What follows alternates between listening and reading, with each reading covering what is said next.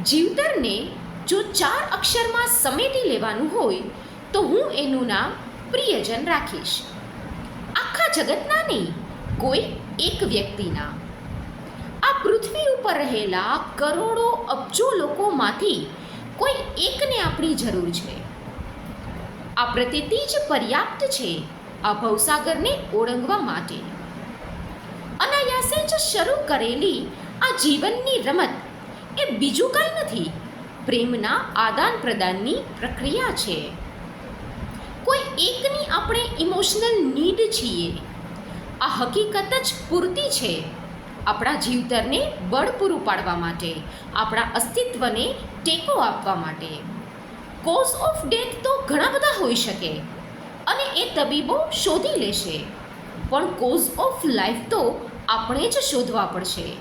અને એના માટે આ પ્રિયજન જેવું એક કારણ પૂરતું છે ને? સમજવા જેવી વાત.